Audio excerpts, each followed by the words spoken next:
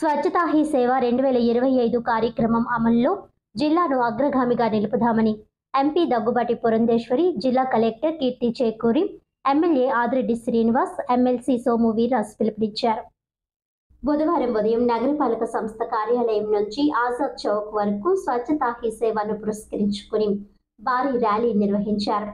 జెండా ఊపి ఎంపీ పురంధేశ్వరి ర్యాలీని ప్రారంభించగా జిల్లా కలెక్టర్ కీర్తి చేకూరి, ఎమ్మెల్సీ సోము వీర్రాజు, ఎమ్మెల్యే ఆదిరెడ్డి శ్రీనివాస్ తదితరులు పాల్గొన్నారు. ఈ సందర్భంగా ప్లాస్టిక్ నిషేధం, పరిసరాల పరిశుభ్రత, సింగిల్ యూజ్ ప్లాస్టిక్ నిషేధం, RRR, reduce, reuse, recycle, Swachh Bharat పై ప్రజలకు అవగాహన కల్పించేలా ప్లకార్డులను ప్రదర్శించారు.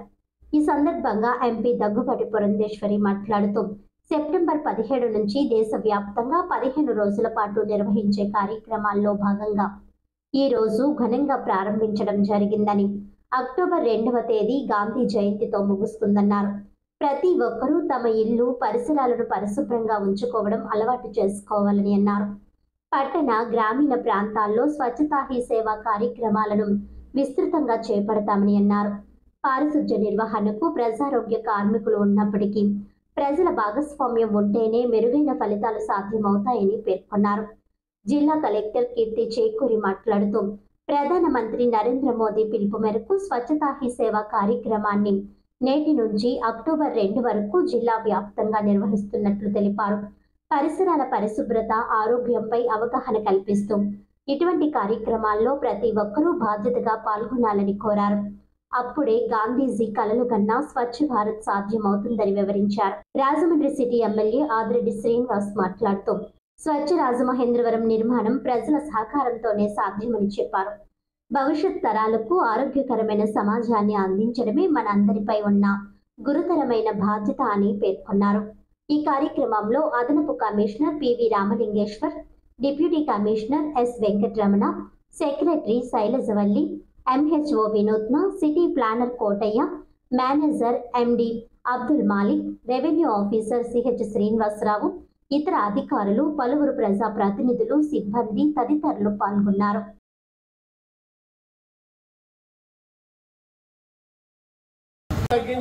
పర్యావరణాన్ని కాపాడదాం. ప్లాస్టిక్ వద్దు, కాటన్ ముద్దు. ప్లాస్టిక్ వద్దు, కాటన్ ముద్దు.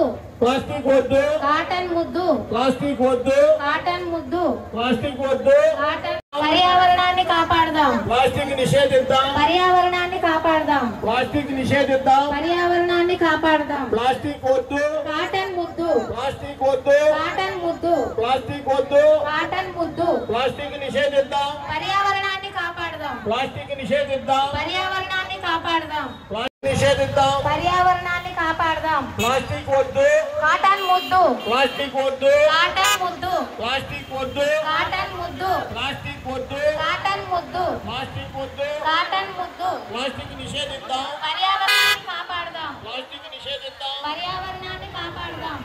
ఈ సేవ దాంట్లో భాగంగా పరిశుభ్రత మనిషి ఆరోగ్యానికి అలాగే సమాజానికి ఎంత ఉపయోగపడుతుంది అన్నది మనందరికీ తెలిసిన అంశమే. దాన్ని దృష్టిలో పెట్టుకొని భారతదేశం పరిశుభ్రంగా ఉండాలని ఒక మంచి సంకల్పంతో గౌరవ ప్రధానమంత్రి నరేంద్ర మోడీ గారు ఈ కార్యక్రమానికి పిలుపునివ్వడం, ఈనాటి నుంచి అంటే ఈ రోజు నుంచి అక్టోబర్ 2వ తారీఖు దాకా ప్రతిరోజు కూడా సమాజంలో పరిశుభ్రంగా ఉండడానికి తీసుకోవాల్సిన చర్యలు, ప్రతి ఒక్కరు కూడా భాగ్యస్వాములు అవ్వడానికి చేయవలసిన కార్యక్రమాలు అన్నీ కూడా చేసే విధంగా ఈ రోజున శ్రీకారం చుట్టడం, రాజమండ్రి సిటీ నియోజకవర్గంలో దాన్ని ప్రారంభించుకోవడం జరుగుతూ ఉంది. మేము పదే పదే చెప్తూ ఉంటాం, పరిశుభ్రంగా ఉండడం అని అంటే మన ఇల్లు పరిశుభ్రంగా ఉంటే సరిపోదు. ఈ సమాజం మన ఇల్లు, ఇవన్నీ కూడా మనవి అనే భావన ప్రతి ఒక్కరిలో కూడా రావాలి. నా ఇల్లు శుభ్రంగా ఉంటే చాలని చెప్పి మన ఇంట్లో ఉన్నదంతా బయట వేసేసరి నేను శుభ్రంగా ఉన్నానంటే కాదు, అది కూడా మనదే. కాబట్టి ఇవన్నీ కూడా ఆ భావం అనేది రావాలి, ప్రతి ఒక్కరిలోని బాధ్యత అనేది రావాలి. పరిశుభ్రంగా ఉండడం అంటే ఏంటన్నది అవగాహన కలిగేటట్లు చేయాలి. అలాగే అన్నదానాలు చేస్తూ ఉన్నారు. అన్నదానం అన్నది చాలా గొప్ప దానం అనే భావన ఉంటుంది. దాంతోపాటు పరిశుభ్రత అనేది కూడా మంచి సేవా కార్యక్రమం. అన్నదానం చేయడంలోని మంచి సేవా కార్యక్రమం చేసే ఉన్న భావన ప్రతి ఒక్కరిలో ఉంటుంది. కానీ దానికన్నా మించింది పరిశుభ్రత అనే సేవ అనేది ప్రతి ఒక్కరిలోని కూడా రావాలి. ఆ కార్యక్రమం చేయగలిగితే పరిశుభ్రమైన సమాజాన్ని స్థాపించుకోగలుగుతాం. భవిష్యత్ తరాలకి మనం ప్రతిసారి అంటుంటాం, భవిష్యత్ తరాలకి అందరికీ కూడా నష్టపోకుండా మనం ఏదో ఒకటి చేయాలి, సహజ వనరులు కానీ వారికి ఈ దేశంలో ఉన్న సంపద అంతా కూడా వారికి ఉపయోగపడే విధంగా, సంపద అంటే డబ్బు ఇవన్నీ కాదు, మనకు ఉన్న సహజ వనరులన్నీ కూడా వారి సంపదే. అవి ఇచ్చేటప్పుడు భవిష్యత్ తరాలకి ఆరోగ్యకరమైన సమాజం ఇవ్వడం కూడా ప్రతి ఒక్కరి యొక్క బాధ్యత. ఎందుకంటే ఆరోగ్యం మించింది ఏదీ లేదు.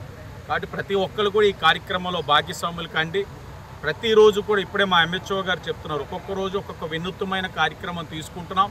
అందులో గోదావరి, రాజమహేంద్రవరం గోదావరి నడిబొడ్డున ఉంది, ఘాట్స్ ఉన్నాయి. ఎప్పటికప్పుడు మేము చూస్తూ ఉంటాం. ఘాట్స్ ఎంతో శుభ్రం చేస్తాం. కరెక్ట్గా 10 రోజులు చూసేసరికి అవంతా కూడా మా ఎంత కష్టపడి చేస్తున్నారో మా పారిశుధ్య కార్మికులు, ఆ కష్టం వృధా అయ్యే విధంగా బాధ్యతారహిత్యంగా కొంతమంది చేసే కార్యక్రమాల వల్ల ఘాట్స్ అన్నీ పాడవుతూ ఉంటాయి. అదేనే కాదు, డ్రైనేజీలు కూడా మేము చూస్తూ ఉంటాం.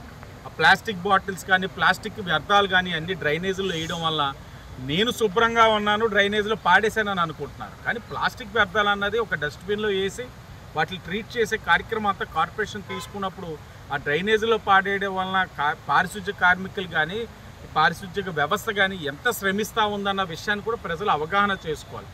ఒకటి, అవగాహన కలిగిన వాళ్ళు ఉంటారు, వాళ్ళకి చెప్పాలి. అవగాహన లేని వాళ్ళు ఉంటారు కొంతమంది, వాళ్ళని చైతన్యపరచాలి. ఈ కార్యక్రమం ఈరోజు తీసుకుంటాం. ఈ రోజు నుంచి అక్టోబర్ 2వ తారీఖు దాకా రాజమహేంద్రవరంలో ప్రతిరోజు కూడా ఒక వినూత్నమైన కార్యక్రమం తీసుకొని ప్రజల్ని చైతన్యం చేసి భాగ్యస్వాములు చేసే కార్యక్రమం తీసుకుంటాం.